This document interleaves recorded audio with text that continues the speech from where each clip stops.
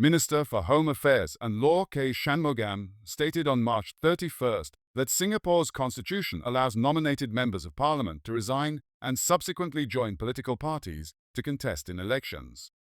His remarks were made following community visits to mosques and prayer sites in Yishun, where he addressed reporters outside Ahmad Ibrahim Mosque. Former NMP Dr. Syed Harun al-Habsi, who recently resigned and has since been introduced as a new face in the People's Action Party, PAP, joined Shanmugam and other MPs during the walkabout. NMPs Raj Joshua Thomas and Syed Harun al-Habsi resigned on 14 February, several months before the natural end of the current parliament. Under the constitution, parliament must be dissolved by August 23, 2025, marking the end of its 5-year term. The two NMPs could have remained in their roles until then. Their early resignations have drawn attention, particularly as Dr. Syed Harun is now widely expected to be fielded as a PAP candidate. Speaking to reporters during the visit, he said he had been learning from Shanmugam, Associate Professor Faisal Ibrahim, and other MPs in recent weeks. Really, it's me, putting myself forward to be able to serve in whatever capacity that is possible in the future, and I look forward to continuing my service for the country, he said.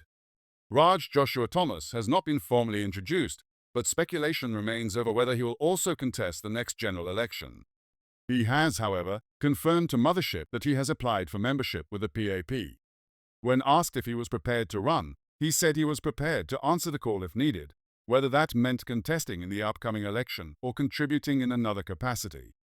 Shanmugam emphasized that while NMPs are serving their term, they must remain independent.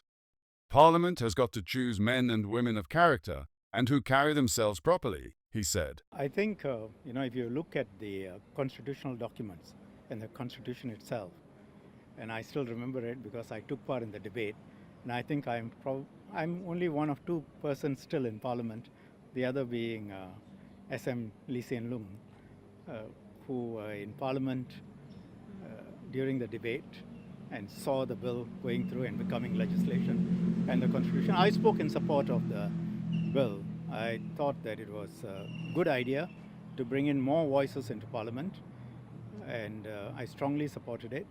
If you look at the constitution, it expressly provides for an NMP to step down as an NMP and join a political party and take part in elections. And if you look at the debates and the speeches around that time, including the background papers that were put forward, Mr. Lee Kuan Yew talked about potentially NMPs becoming ministers, and certainly the constitutional documents clearly envisaged that NMPs could join political parties and take part in elections. And I think the final word really is the constitution itself. The way it's been drafted, that was the intention. But I can understand that was more than 30 years ago, and not a lot of people would know the background or the provisions of the Constitution. But the final word, I think, is that the Constitution expressly provides for this framework.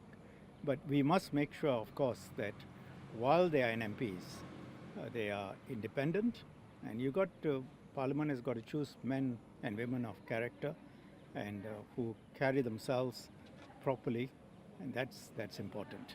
But the fact that they can contribute subsequently or prior is something that was always understood and provided for. However, the resignations have drawn a strong reaction from the public, particularly on social media platforms such as the Straits Times Facebook page.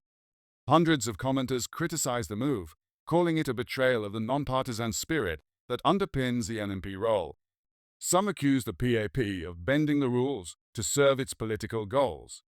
Others described the NMP scheme as a backdoor entry into party politics. Comments such as "own self say own self right" and "PAP can twist and turn anything to fit their narratives" reflected growing skepticism among segments of the public. A Facebook user wrote, "Absolutely disgusted. Bending the rules to suit PAP's agenda. These NMPs did not even have the decency to serve out their term fully." Another user labeled the program a farce, while others claimed that most NMPs are simply keeping up a masquerade. Among the criticisms were concerns that NMPs are being used as a recruitment pool for the ruling party. One commented that the NMP scheme had become little more than a PAP recruitment tool, incentivizing compliance in Parliament in hopes of being selected as a candidate. Others pointed out the potential conflict of interest in having individuals transition from supposed independence to partisan politics mid-term.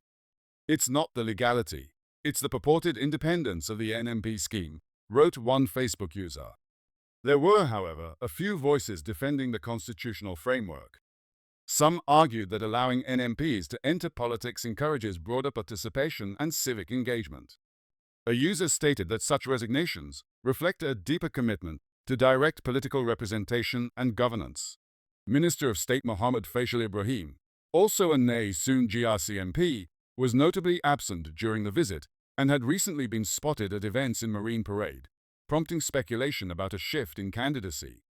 Shanmugam commented that Prof. Faisal is unlikely to be here going forward. Grassroots leader Lee Hui Ying and new face Jackson Lam were also present during the walkabout, joining other Nay Soon GRC MPs.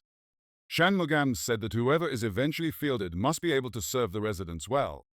The NMP scheme, introduced in 1990, was originally intended to introduce independent and non-partisan perspectives in Parliament. Candidates are nominated by the public and appointed by the President on the recommendation of a special select committee of Parliament. Despite the legal provision for NMPs to transition into partisan politics, critics argue that such moves blur the distinction between independent voices and party-aligned politicians.